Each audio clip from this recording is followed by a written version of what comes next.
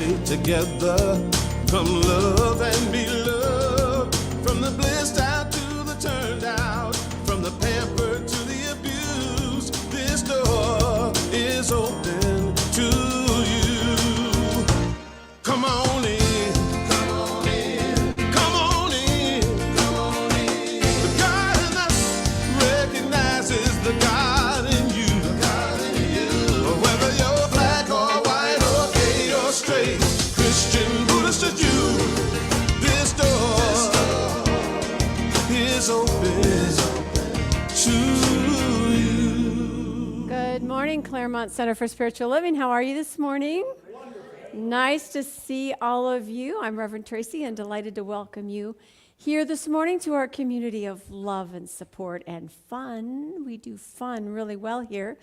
Want to say hi to everybody online. Everybody wave, please. Hello. We're happy you're here because we know that our community extends far beyond these walls. This is just a place of consciousness where we know a greater truth and we know how to support each other in that truth. So welcome, welcome, welcome.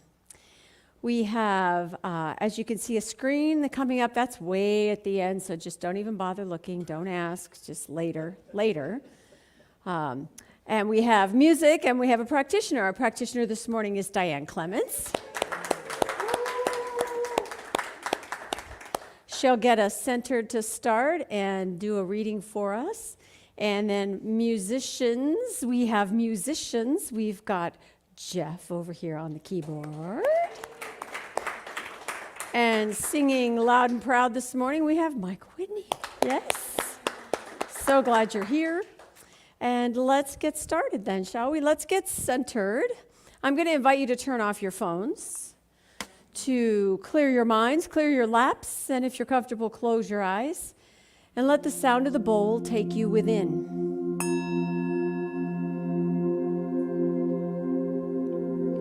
For within us there is a place of peace, a sanctuary of love and light and truth. And as we breathe into this space, it is here we remember that you and I and Spirit are one.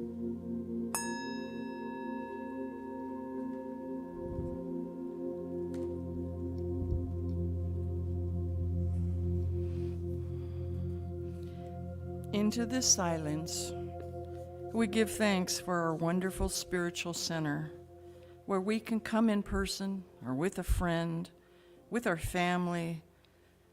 We can view it online in the privacy and comfort and pajamas of our own home. And however we show up, we know that we will be inspired and supported and surrounded by kind people of like mind. We know in the sacred space that we are one mind, one family. We grateful thanks for our minister who will inspire us today, and our assistant minister, and our staff minister, and all the practitioners who are here to serve and support us, and are always open to holding the light and knowing the truth for us. We bless our musicians for the wonderful music and songs. We bless our volunteers who keep our center running efficiently. And we are grateful to feel God's love at work in our lives, to see God in action. And we know we are loved and cared for in our community, and that the universe prepares us the way for loving kindness. And we know this to be the truth, and so it is. Our reading today is taken from Ernest Holmes. I demonstrate through perfect law. All laws are laws of God. Whatever reality is, its nature is one. If I wish to demonstrate my good, I must faithfully and fervently declare that the law of the Lord is perfect, and this law is operating in my experience now.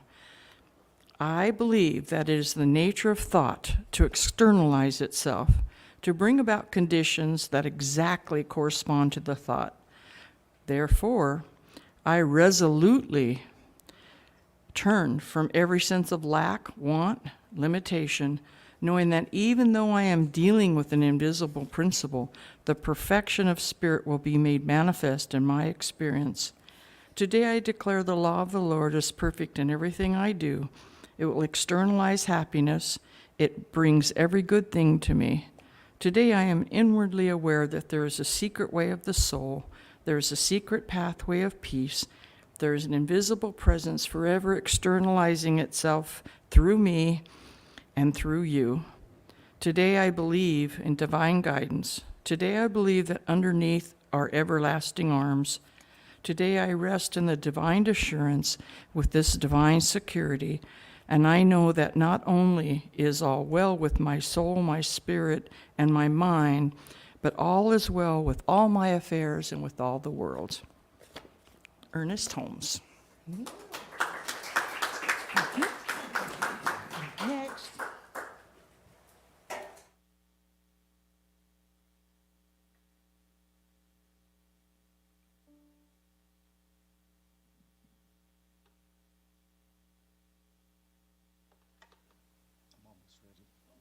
Almost there.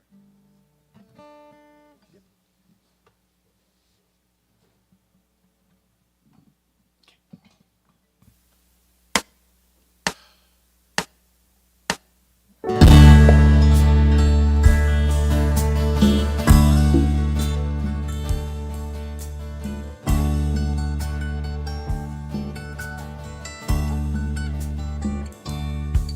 May God bless and keep you always.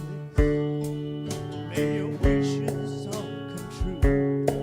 May you always do for others and let others do for you.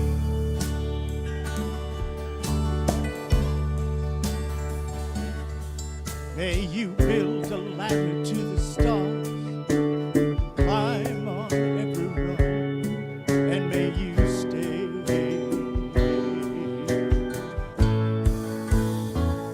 forever young.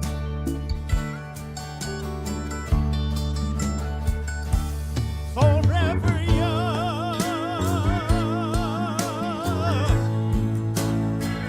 Forever young.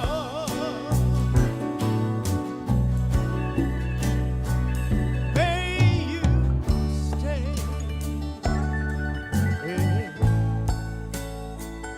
forever young.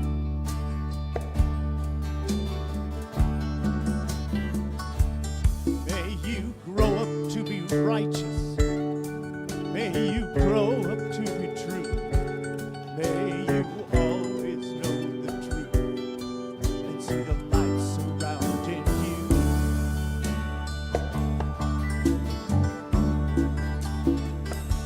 May you always be courageous, stand upright and be strong, and may you stay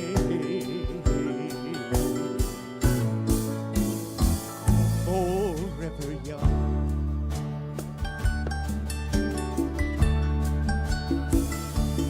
Forever young. Forever young.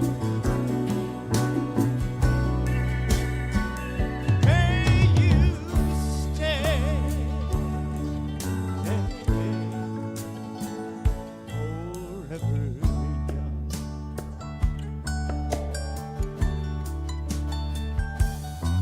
May your hands always be busy. May your feet always be swift. May you have a strong foundation when the winds of change shift.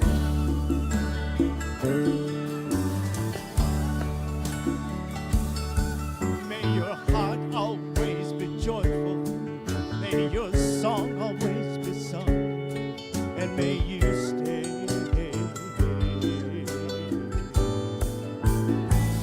forever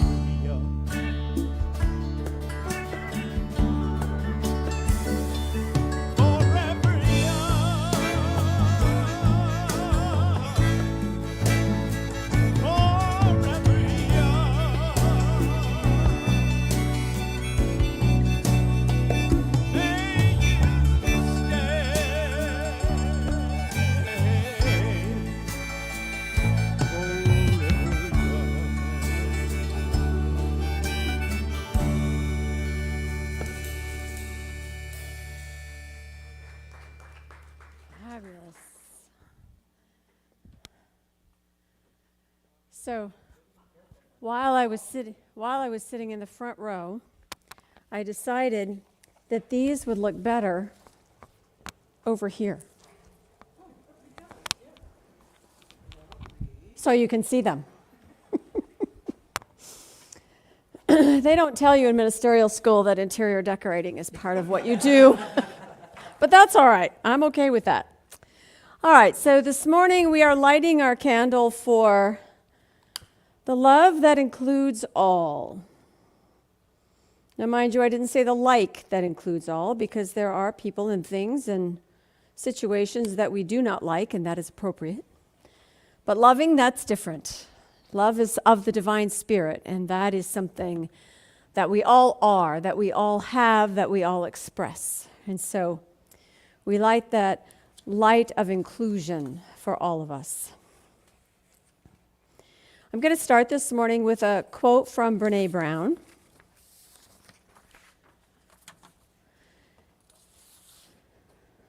And it's on the second piece of paper. That was the third. This is the second. We're good? They do teach you organization in ministerial school. However, I must have slept through part of that. It's all here, mostly. Brené Brown says, the root of the word courage is cor, C-O-R, the Latin word for heart. Courage originally meant to speak one's mind by telling all one's heart. To speak one's mind by telling all one's heart. So my title today is Hear My Voice. And to hear is to perceive, to understand, and to be heard is to feel included. And the other end of that hearing process is the listener. So we are called upon to listen in order to hear the voice of others, in order to understand, in order to have a perspective that includes more. Our theme this month is expanding horizons. And so understanding someone else's point of view is a way of enlarging our own participation in life. And the word voice is about expression, to give voice to say out loud, to speak for, to speak up, to speak out. So to express ourselves in this life, because we are meant to be in the world, although we are more than the world.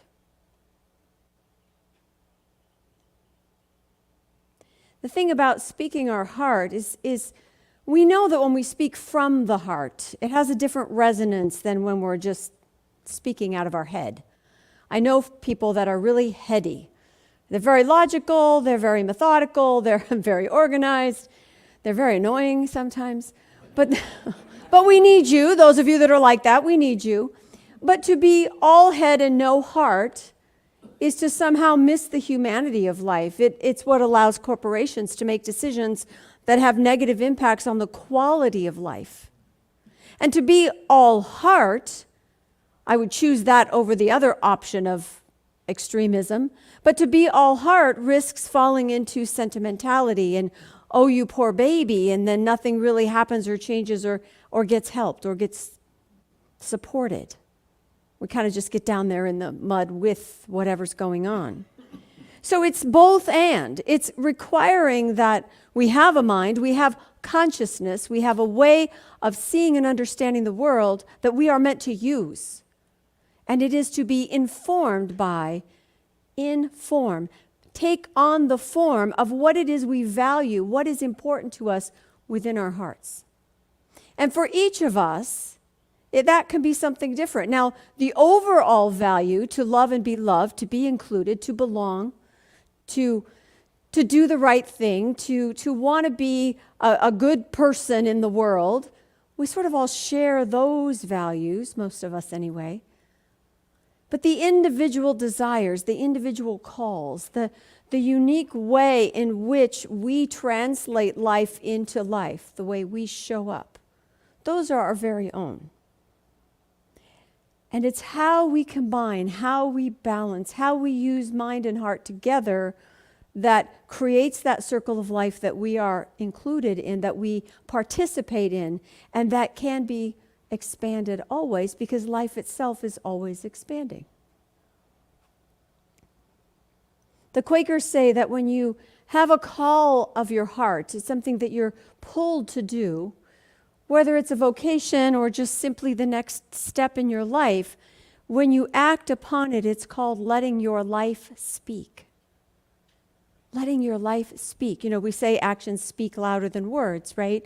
We also know the power of the word. The philosophy teaches that we claim through our language the good that we desire in our life, which is part of what brings it to us. And yet we also know that words without action are empty, that we're called upon to be all of who we are, including hands and feet and smiles and assistance and compassion and kindness and all of those things that we want for ourselves. We're called to be that.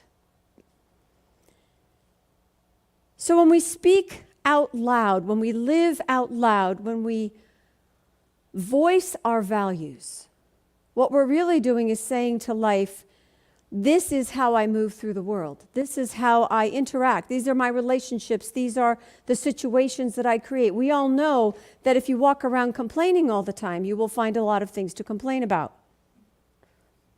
And if you walk around expecting the good more often than not, that's exactly what you will find in unexpected places. But what happens when we're confronted with a situation that is at odds with our values? Or when we're part of a relationship that discounts the very things that we hold important? Sometimes we don't speak up. Sometimes we don't speak out.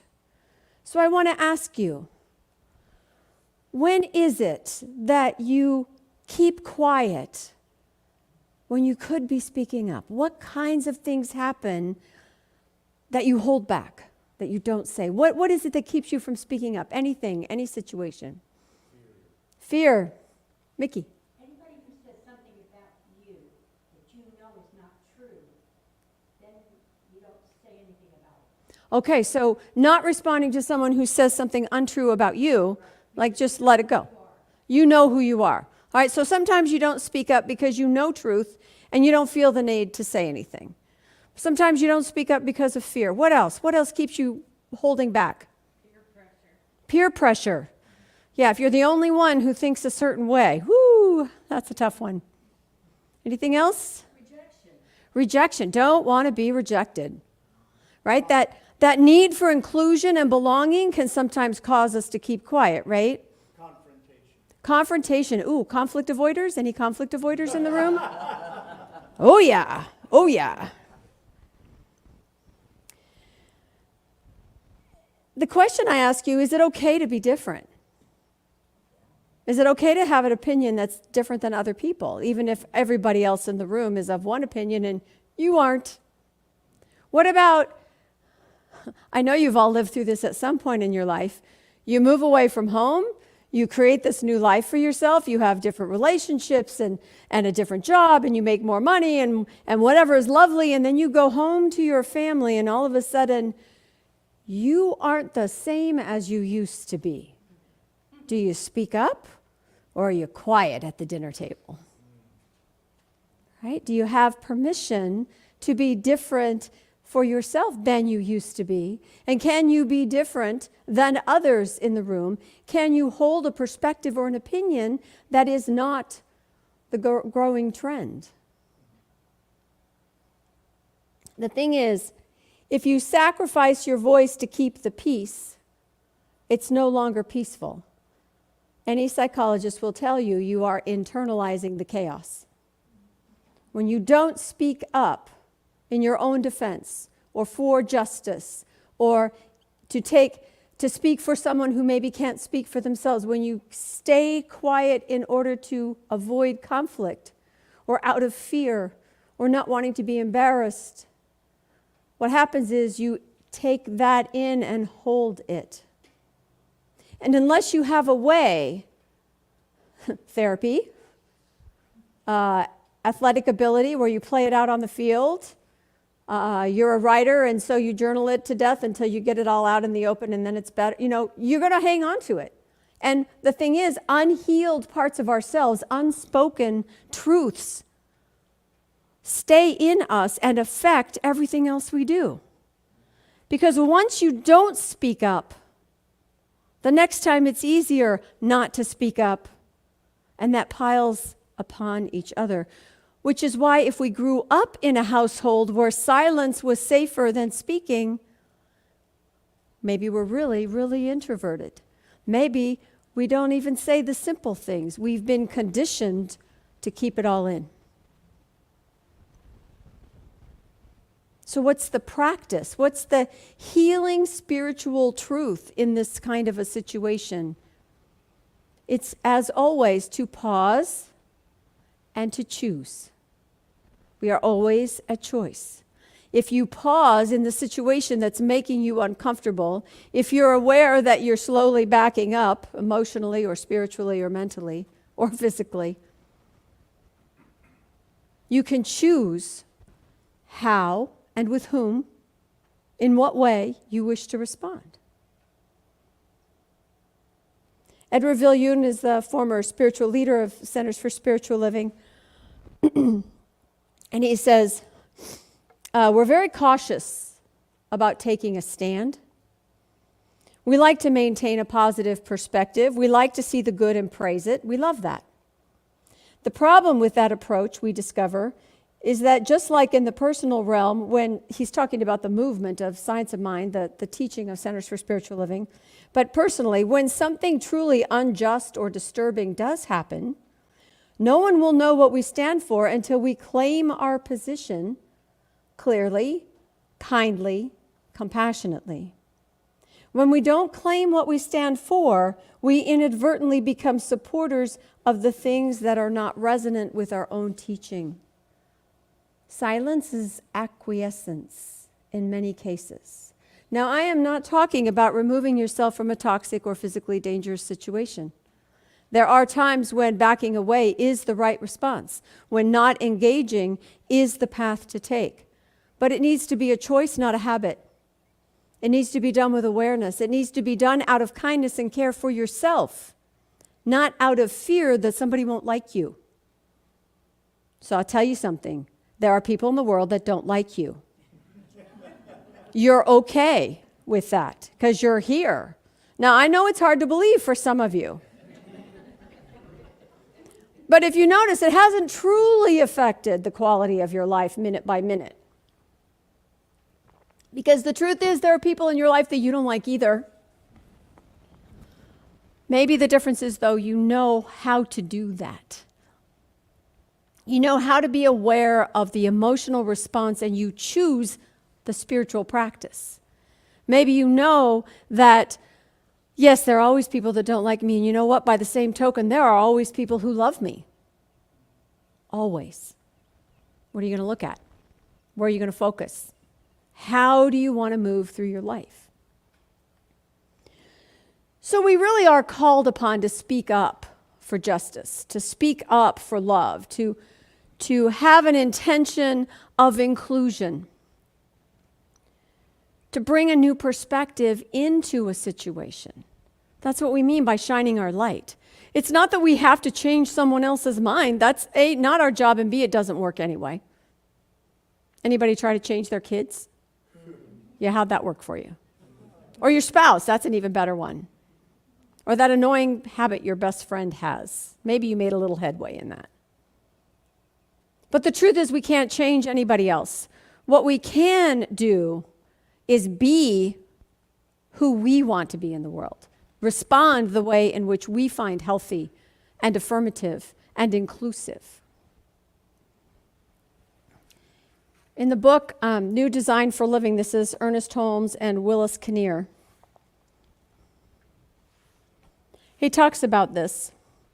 He talks about this seeming dichotomy between, holding the high watch, knowing the greatest possible way forward that's good for everybody versus the circumstances in the mud on the ground, right? The day-to-day stuff that just nags at us or tears at us or hurts our hearts. But what he says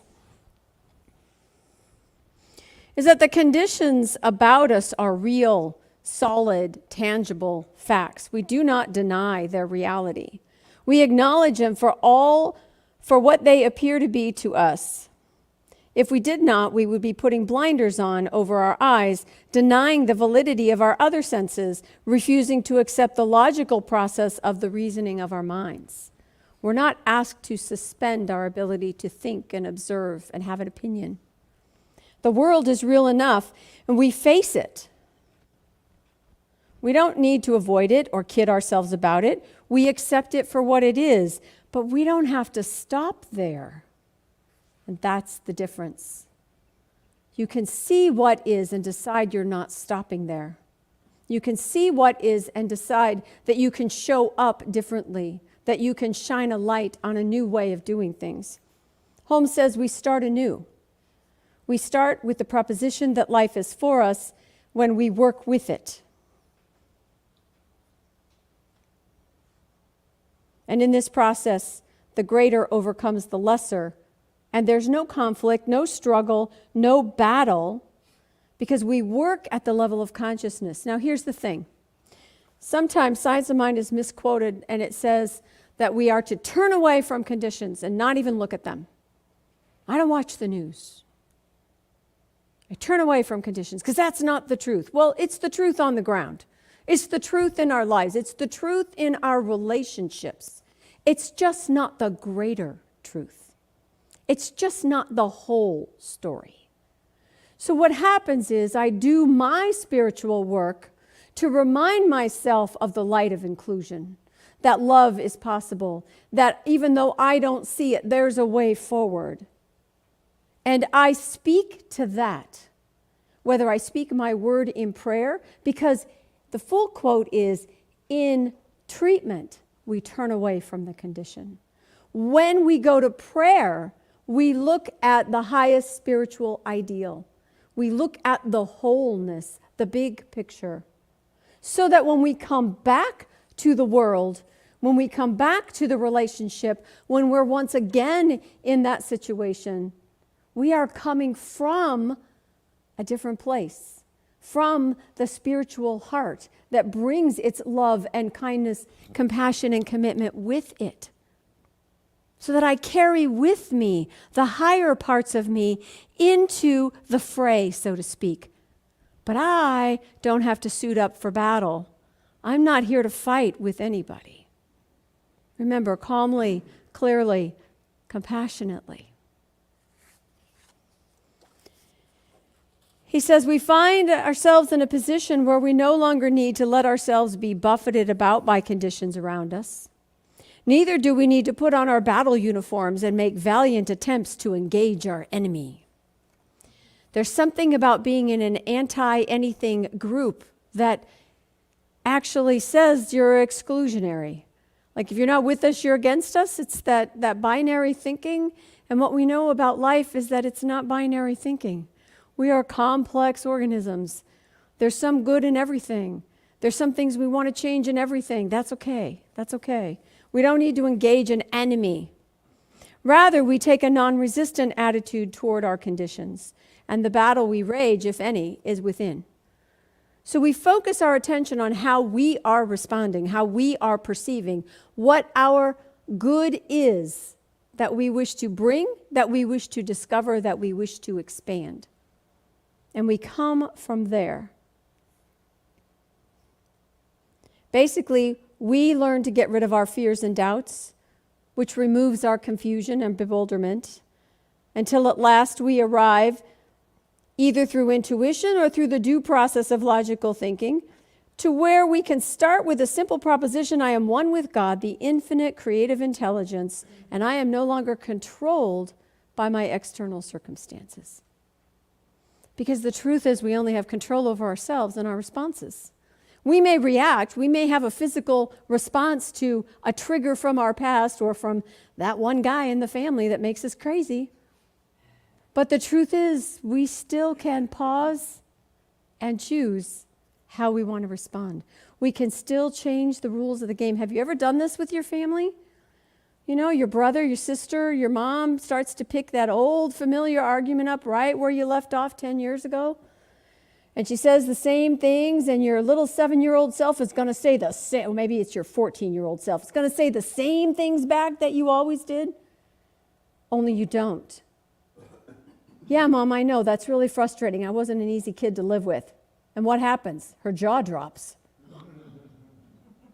Yeah, you change the rules of the game because you change the way in which you are showing up.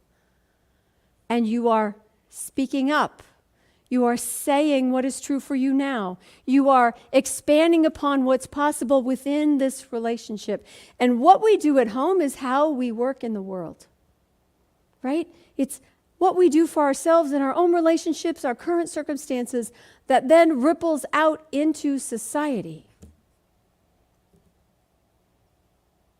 The thing I like about the word inclusion is that the definition is making a part of. You have to make it happen. You have to do something in order to include something else. Think about the last time you went into some new place, a new class, a new group, a new church, the kids' PTA meeting. I mean, someplace where you went where you didn't know anybody. How much did it make a difference that someone came up to you and said hello first? And said, "Hi, are you new here?" Or, "Hey, my name is Jane. Nice to meet you." We are responsive to someone reaching out to us in kindness. We cannot help but let down our defenses just a bit when somebody's nice to us. And that's as it should be. Because that desire to belong, that desire to be a part of, that desire to be seen and heard is innate in us. We are wired that way because we're stronger together. And so anything that creates together is something that helps us. And when it is together for the good of all, as opposed to circling the wagons to defend yourself against the whole world, when it's for the good of all, we all rise. We all do better. Now, there are whole segments of society that need to be included. Whole segments that have been marginalized. And I know what happens for me when I think of all the healing that's necessary in the world. I get a little overwhelmed. You know, but the thing is, you don't need to have a microphone or a banner in order to make a difference. But we do need to speak up. Gandhi says that silence can become cowardice when occasion demands speaking out the whole truth and acting accordingly. In other words, we are called upon to speak truth. Now, we don't have to be armed for battle. We don't have to wear our armor. We don't have to be part of a mob. It can be much simpler than that. So I'll give you an example. My sister-in-law, Till, is the high school English teacher in a small town. And this is during COVID, when masking rules were still in effect and people were throwing hissy fits about them. She was standing in line to pay for her purchases at a convenience store, and the man in front of her was not wearing a mask and was screaming at the kid behind the counter, who was saying, "You need to wear a mask. I'm not going to do business. I can't take your money. I'm not selling you. You're not wearing a mask. You can't do this." And this guy was just coming at this kid. Now, she works with high school kids all the time. And she could have just let it ride, and then after the guy left, she could have just gone up to the kid and rolled her eyes about that guy, and "Gee, I'm sorry, that was really bad, and hope your day gets better." She could have sympathized with the child, but she didn't. What she did was she very calmly stepped in between the man and the kid and said basically, "Bullying is not appropriate. These are not his rules. He's doing his job. You are frustrated, which I totally understand, but yelling at him is not going to help, and you're not going to continue."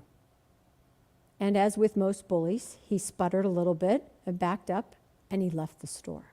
She wasn't mad. She wasn't fighting. She was just really clear. And if you knew my sister-in-law, she's really clear. Like I said, she works with teenagers. Really clear. But that's just it. That's speaking your truth. That's speaking up for someone who doesn't have the tools, the language, the ability to diffuse a situation. And someone who is acting inappropriately out of their own ignorance. Because what she said to the, she said to the guy, I know this is frustrating, and it's not his rules. You can't blame him for what he's asking you to do. And what she said to the kid was, some people just don't get it. That's all she said. Have a good day. We can all do that to some degree in our own lives when it's called upon, when we are called upon. We can speak up. We can make ourselves heard. So back to that part about personally volunteering and getting overwhelmed. And what happens is I get in my head and try to figure it all out. Oh gosh, I have this much money that I donate to here, there, and everywhere, and I should probably be volunteering more. And I have a Wednesday morning free. I should probably be volunteering somewhere or going to. I make myself wrong for where I am in my life, which is so helpful. Have you noticed how helpful that is for you? It's more, that conversation can shift into, I know what is important to me, and when it is in my life, I am going to address it. So I will donate. I will pause and choose who I will donate to when I can't be physically present. But I will do my work in small groups. I will do my work one-on-one. I will make sure that my relationships, my work situation, my family life, my community are things that I support in any way I can. Because remember at the very beginning we said our values are basically the same, and yet they shine through us, each of us uniquely. And that's enough. That is enough. So one more story. Johnny the philosopher, otherwise known as Pat's trainer. He's the guy who speaks religious science but doesn't know he's science of mind. He just is. He's our goal for the planet. He just lives that way. He got motivated. He decided, first of all, he is a large, extremely strong, well-built, gorgeous, muscled black guy that can, lift, 20 pounds on one finger and, 300 off his back leg, So here's this guy, very soft-spoken. Occasionally, he gets out there and he teaches a workout on the bluff at the beach. And it's just a donation basis. People come, they know him. He'll get like 40 or 50 people wandering in to work out with him. So every so often, especially at the beginning of winter, he'll have a blanket workout. The cost of admission to train with him is a blanket, a new blanket. He'll collect 40 or 50 blankets. He'll go to Starbucks and get them to donate bags. He'll put the blankets in the bags. He'll drive to downtown LA. He'll stop at 2 or 3 street corners and hand them out in 20 minutes. 50 people are more comfortable in their life than they were before. It's not a big thing. And it may not be your thing. The idea of driving to downtown LA may not be your thing. But oh my goodness, what is? What is? What brings you joy that you can spread? What lifts you up? What in your life made such a difference to you? When I was a little girl, in elementary school in the 60s, there were still kids that were born with birth defects from thalidomide, right? Thalidomide babies. So one of the little girls in my first, second grade class had only 2 fingers on one hand. And we were doing a choir, and I was next to her, and I was scared to death. I couldn't even tell you why. I was 6. What did I know? But she was different, and it was kind of weird different. And I didn't know what that meant. And my teacher saw this thing that I was doing because I didn't know what to do. And she didn't make anybody wrong. She didn't embarrass the other little girls. She didn't embarrass me. We just had a little chat later in the class at some point. And she asked me, is that bothering you a little bit? I can't remember her name. I used to know. That she has only 2 fingers. I said, Oh. I said, and then she said, did you notice she can sing really pretty? She has such a pretty voice. And I was like, yeah. I said, and she says, and did you notice? You both have little blue clips in your hair today. I was like, oh yeah, we do. Because you know, when you're 6, that makes you best friends, right? When something's, you're twins. What did she just do there? She gave me a way to refocus. She let me know that she didn't make me wrong for being afraid. She just noticed that I was. I was heard. I was seen. And she helped me to see this girl differently. And so 2 years later, just 2 years later, still in elementary school, there was a kid in our school who was blind that nobody would talk to. I didn't have any problem with him. I went over and asked him a bunch of questions and we were friends. You never know what your perspective, what your light does for other people, just watching you be you when you come from your heart, when you live out loud, when you live your values, when you let your life speak. When we let our life speak, we feel heard, which gives us room within to hear others. We don't have to be defensive. We know who we are, as Mickey said earlier. We can expand the circle of engagement in our lives because we're willing to listen. I may never move over to your belief about what should happen with fill in the blank, schools or government or countries or whatever. But I can learn something and I can share something. When we do that, we feel that sense of connection. We feel that sense of belonging. We allow ourselves to be fully present. And in doing that, we live our values and we speak our heart. And so I have a song for us to finish. Instead of a prayer, I'm going to offer you this song by Denise Rosier. She is a Posse Award winner. She writes positive music across all spiritual genres. And this is her song called What Love Needs. And the first line of the chorus is, what love needs is my voice.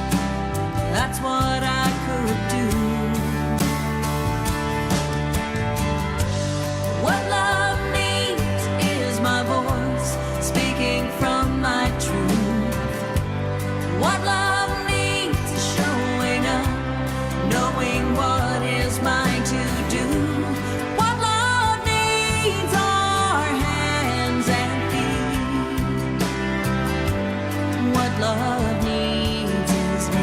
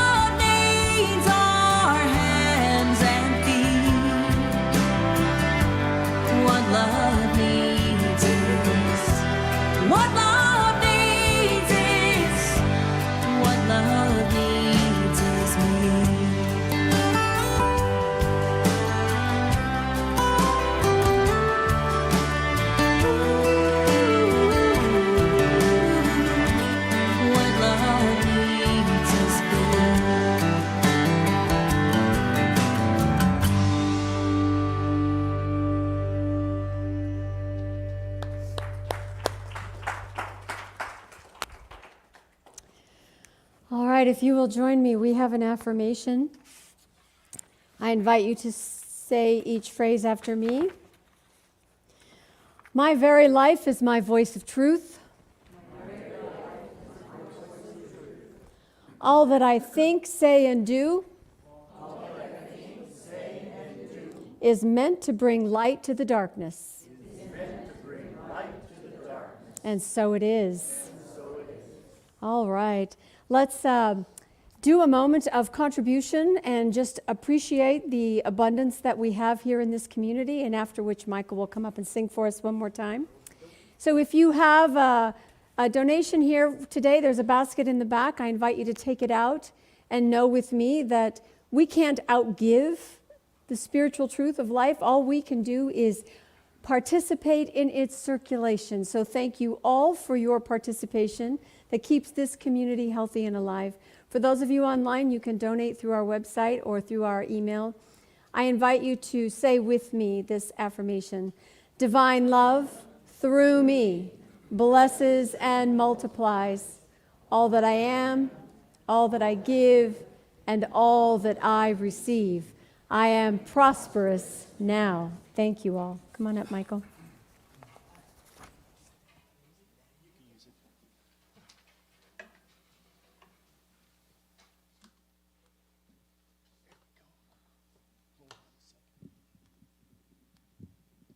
Hello. All right, handsome.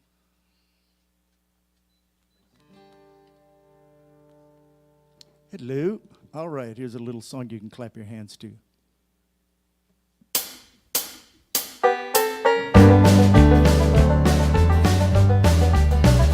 As along life's road you go, clouds may hide, light of day. Have no fear, friend, you know that love will roll the clouds away. Now love will roll the clouds away, turn the darkness into day. I'm so glad I now can say that love will roll the clouds away. Now God is watching over all, and He hears each time you pray. Lift your voice in happy song, 'cause love will roll the clouds away. Yeah, love will roll the clouds away, turn the darkness into day. I'm so glad I now can say that love will roll the clouds away. Play it, Jeff.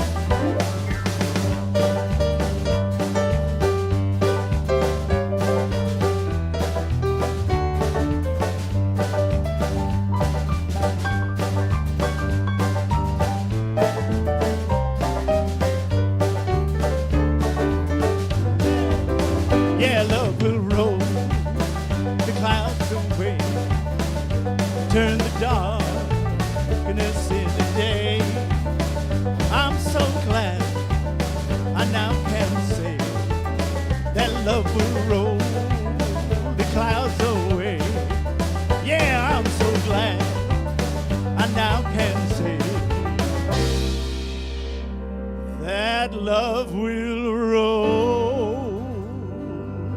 the clouds away.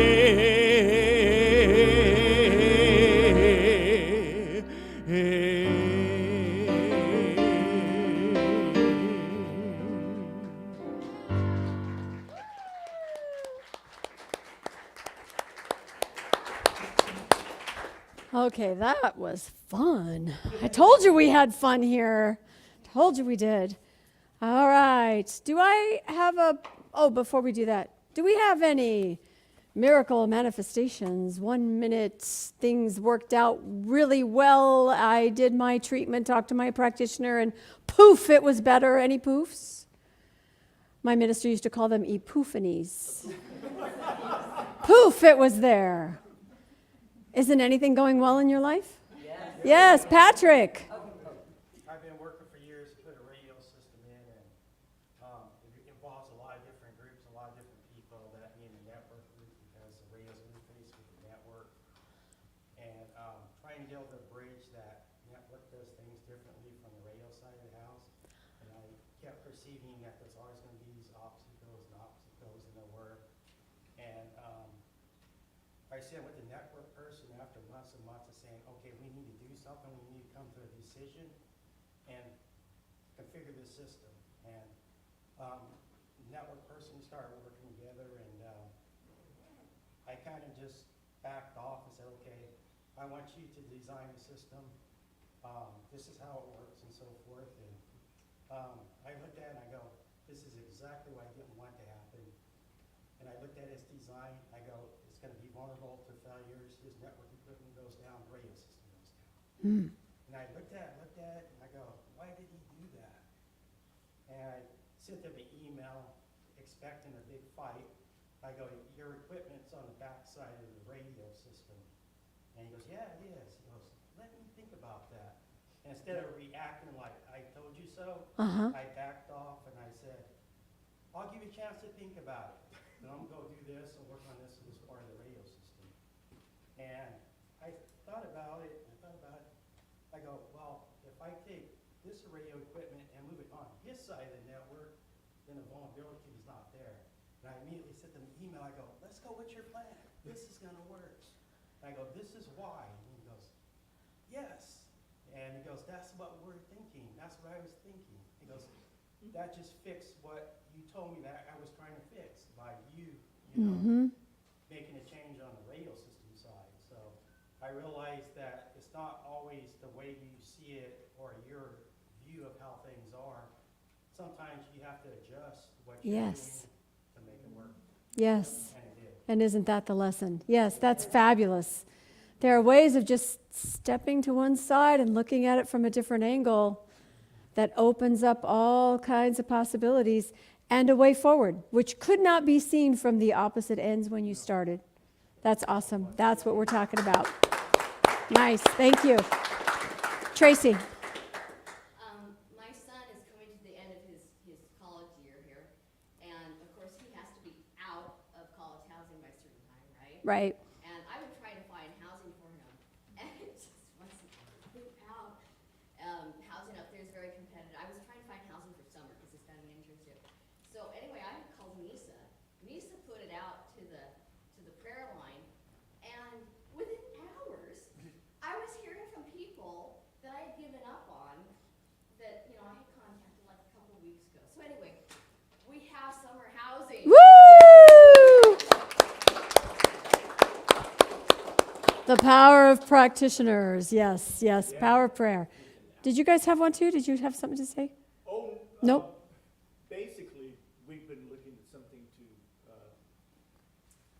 help other people, and in a small way. Yes. But I feel important. We offered to my daughter, who has 2 kids, our little grandchildren, and she said, I just didn't like the summer daycare that was there. Didn't like summer daycare? Yeah. Yes, and I said, well, why don't we do it?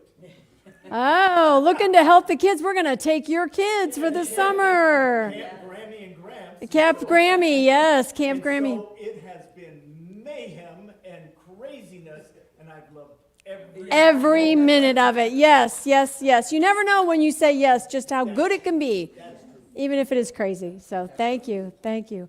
All right, we have invitations. So, oh, they're right here. The flowers are from Chris McDowell. Thank you, Chris. We have Wednesday Gateway meditation at 5 o'clock or online in the practitioner room, and at 5:30 in the chapel in here for a presentation and conversation. It's always a good conversation, and it's always about how this stuff works in real life, and isn't that why we bother to come? So I invite you to come on a Wednesday night at 5:30 for a great conversation, and come early at 5 for meditation first. It's a lovely way to set up your week. Excuse me. We have save the date for you. July 7th, which is a Sunday after service, is our 4th of July picnic. Only it's our 7th of July potluck. I said picnic, but I meant you bring the food, okay? So on July 7th, we'll be in the hall. We'll have lots of food. We'll have chicken and then whatever else you bring. And there's a sign-up sheet in the back just so we have a rough count of how many people. So if you're coming and you know you're going to bring your kids or you've got out-of-town guests for the 4th and they're going to be here that weekend, just give us a number so we can sort of estimate how much we need to do, and then that'll tell everybody else how much to bring as well to share. So that will be fun. We'll have more details for you and a flyer a little closer to the date. We have something new starting on June 20th. Our very own resident author, Brad Weathern, is starting a writers group. This is an opportunity to bring your writing and share it. It is not meant to be a critic's party. It's meant to share writing because not everybody has a place where they can let people hear what they're writing or even hear their own words said out loud. So this will be on Thursday mornings at 10 a.m. beginning on June 20th. Everyone is invited. There's no cost for that. Brad will bring his work and read, and everyone else is invited. Whatever your writing is, whether it's poetry or prose or novels or short stories or nonfiction, whatever it is, just bring it and enjoy a little writer's camaraderie here on Thursday mornings at 10. We'll have a flyer for that too. It's not out yet, but we will have one. There are 2 new classes coming up for the summer. 2 different ways that you could, again, explore how this philosophy fits your life. One of them, facilitated by Reverend Mary and actually written by her, is called Discovering Who I Am. It's the 7 qualities of spirit as described by Thomas Troward, who was a great influence on our founder, Ernest Holmes. And there's a sign-up sheet and a flyer in the back, and if you have questions, Mary would be happy to answer those for you. It'll be on Sundays after service from 12 to 2:30. And it starts on June 30th, so you have a few weeks yet. But do sign up if you're interested. This is going to be a little bit of reading from the text, not too much, and a lot of conversation in the class about these qualities of spirit that we want to embody in our own lives. There's a second class that'll be starting mid-July on July 16th. There's a flyer in the back as well. Spiritual Principles and Practices. It uses the book This Thing Called You, which those of you that just took the last class know it's a book you can read. It's really good. It's a lot easier than the big text. And this is just exploring how this philosophy can transform your life, what it means to practice the principles and what that actually feels like. The sign-up sheet is there on the back table with all the information, dates, and costs, and so forth. That'll be on Tuesday nights at 6:30 for, that one is 8 weeks, 10 weeks? That one's only 5. Oh, 5 weeks. 5 weeks. Quick summer class. It's accredited, so if you wanted to be on the path of accredited classes, as you move forward, that's the beginning one. This is like a foundational class of what we believe, and it's only a 5-week class. So it's a great way to get your feet wet if you're new to the philosophy, and it's a great way to deepen your understanding if you've been doing this for a while.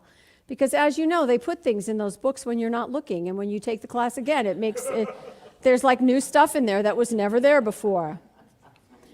All right, just a reminder that you can help us grow on social media. So when you're out there browsing around and posting pictures of your dinner or your children or your pets or the beach, that's my favorite, make sure that you like what you see on Claremont Center for Spiritual Living Facebook page and on Instagram.